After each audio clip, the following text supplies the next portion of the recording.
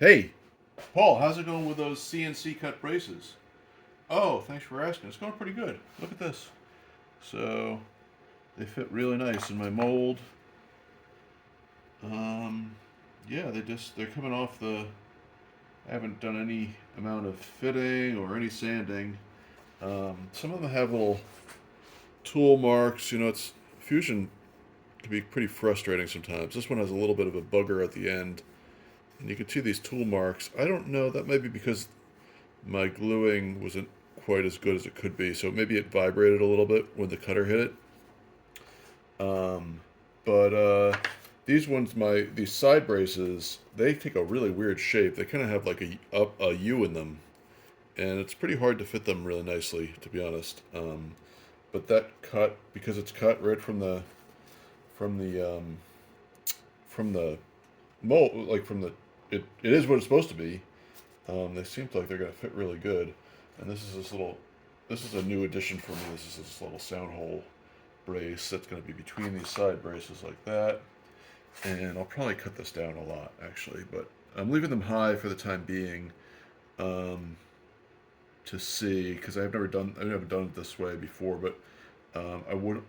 The idea was that I was going to cut them into a V before I glued them, and that maybe I was going to vacuum bag all this, which I haven't yet figured out if I'm going to actually do that or not. It's possible. The way the vacuum bag that I have is going to make it more difficult, but yeah, it's pretty cool. I just wanted to show you this bit that I'm using. Here's this cool bit, and I never used it before, but it's this serrated. It's a serrated mill bit, and sometimes I'm gluing these things. I'm taping these things to the work board, to the spoil board, and there's just not very much glue area. Like this thing, there's just really not much area to tape it down with.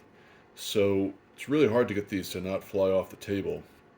But and I did initially. I think I did one of these, the transverse brace, and it just the I was using a one flute mill, which I've used a lot before, and that one flute mill just kicked this right off, right from the start. I turned the program on, and just kicked it right off, knocked all the tape. I was in double stick tape, and I never used one of these before, but so I went from a one flute mill to a four flute serrated mill, and I turned the router up high, and this works really well. I mean, you still have to tape things effectively, but it really cuts. Like, well, first of all, it's cutting four times faster, and then I turned the router up, so it should be cutting significantly faster. So I think it's putting a lot less pressure when it's coming in. It's putting a lot less pressure on the work because it's four flutes cutting, it's serrated, and it's just ripping all this material off. The surface is it's hard to see, but there's very little serrations in it. But it also, I mean, you can see that, but they sand out in a second, like perfectly easily. They're not really the worst. It's not in a certain way the worst gluing surface. I guess it's almost like, I don't know. I'll sand them out, but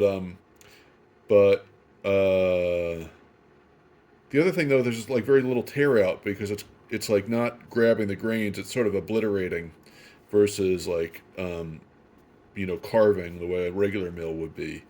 It's almost like I guess like almost like a sanding action, right? It's like almost like an abrasive. Talking out of my ass here, but that's kind of how it is. So anyway, this was pretty good. I mean, yeah.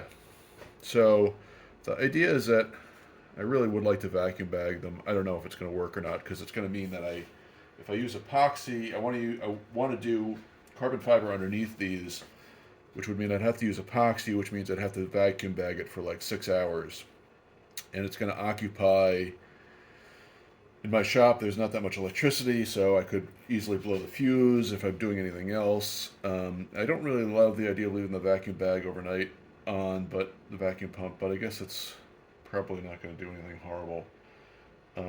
So I guess my concern was that I was going to do like if I did these two braces and then like it would take a long time because I wouldn't want to do it all at once. But I could do it all at once. It just would be like a little bit of a frig. but it's not impossible. So anyway, even if I don't vacuum bag it, I mean, this is just great because these fit. I have to say these fit better than I could fit them by sanding, because I'm sanding. Every time I'm sanding, I'm kind of rocking. I'm getting an inaccurate measure. Plus, they're flexible to a degree, but they just fit really nicely. Everything just feels like it's like right firm, and it also just the whole thing. And I have it so that it's hard to see, but it's actually cutting the surface. Like, sorry, it's shaping the surface. I'm doing multiple passes down here, and I'm getting the because this isn't 90 degrees to the arch. I'm actually getting these. They're standing up.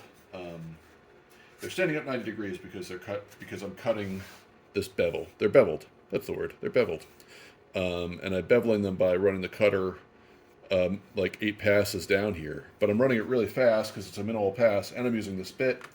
So I couldn't. I don't think I could fit it as well by hand. No, not really. No chance. I mean, it's perfect. And so that's cool. That's a longer video.